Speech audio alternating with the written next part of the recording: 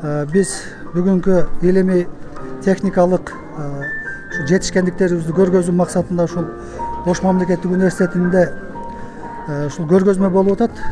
Китептерибиздин 3төн 1-ин алып келдик.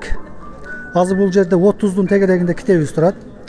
Жалпысынан теология факультетинде чыгарылган китептер 90-дун тегерегинде, азыр 100гө жакындап калды. Бир эле мына хадистердин негизинде ислам деген китебибиз азыр Кыргызстандын булуң бурчундагы бардык мечиттерге таркатылган. Бардык мечиттерде окутулуп, үйрөтүлүп атат.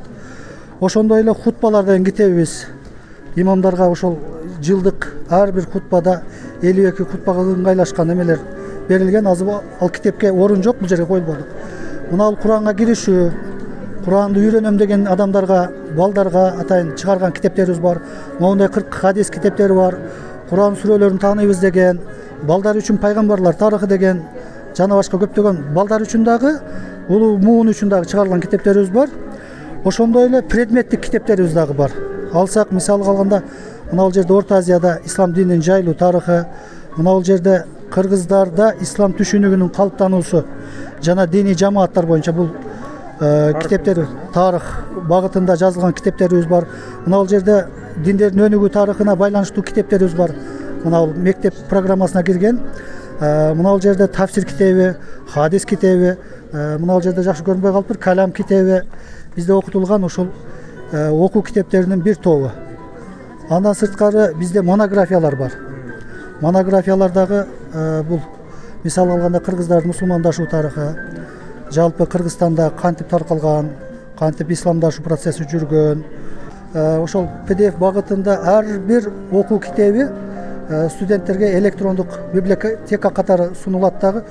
E-library деген бир сайтыбыз бар, ошого жайгаштырылган да. Студенттер ал жерден дагы пайдаланганга мүмкүнчүлүк бар. Андан кийин биздин китепканабызда дагы ошол электрондук китептердин бир 7 миллиондун тегерегинде электрондук китептерибиз бар. Аны дагы азыр пайдаланып, ошол араб тилинде, англис тилинде, орус тилинде, жана башка чет тилдеринде, кыргыз тилинде болгон китептерди дагы пайдаланып эме кылышат. Бизде патенттерибиз бар эле, патенттерибизди алып келбеппиз. Патенттерибиз аябай көп. Ар бири жазылган ошол автордук китептердин ар биринин патенттери алынган. Андан кийин мына жерде илимий журнал факультеттердин ичинде 1998 жылдан бери үзгүлтүксүз чыгып келе жаткан. Бир жылда 2 саны чыгат да. Бул илимий журналдынчы. Быйыл азыр 24 жыл болуптур. Ушул жаңыларын гана алып келдик. Бул дагы болсо ушул факультеттин ушул жалпы Кыргызстанга, жалпы университеттин ушул илимий жетишкендиктерин көрсөтүү максатында ушул интеллектуалдык деңгээли жогору адамдарга дагы багытталган ушул эмелерибиз бар. Андан кийин мына жерде симпозиумдарды, эл аралык конференцияларды уюштуруп келдик. Мына жерде Али бин Осман Али Оши аттуу эл аралык симпозиумдун илимий макалаларын бул жерге жарыяладык. Бул дагы эл аралык деңгээлде болду. Мына жерде Орто Азияда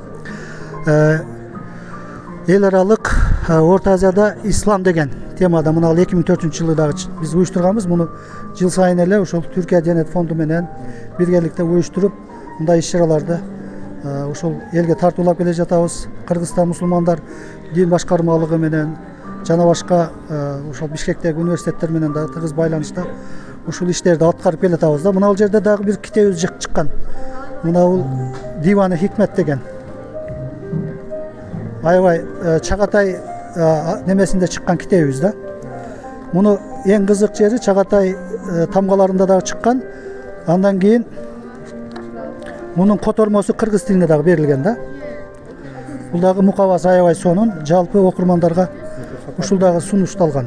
Ооба, себеби бул Хожа Ахмат Ясавинин кыргыздардын, жалпы Орто Азия калкынын исламдашуусунда чоң ролу бар. Мунун шакирттери, мүриттери аябай чоң рол ойношкон. Китептердин тиражы кандай? Аябай сапаттуу экен го. Тиражы бизде көбүнчө ошол жалпы Кыргызстандагы мечиттердин саны эсепке алынып туруп 3000-4000 тегерегинде нуска чыгарылат да жыл сайын. Ар бир китептин ошончо нускалары бар.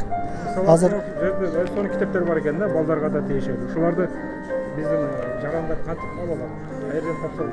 Биздин ушул көрсөтүлгөн китептерди Биз сураган адамдарга, талап кылган жерлерге берип келе жатабыз. Куран курстарын окуткан медреселерге, ошондой эле ар кандай ошол мектептер болуп калды. Ошол мектептерде дагы азыр ыйман сабагына, адеп сабагына көңүл бурган учурлар болуп атат.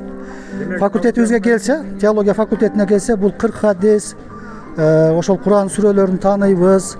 Балдар үчүн пайгамбарлар тарыхы сыяктуу жана башка 40 дуа сыяктуу китептерди беребиз буюрса.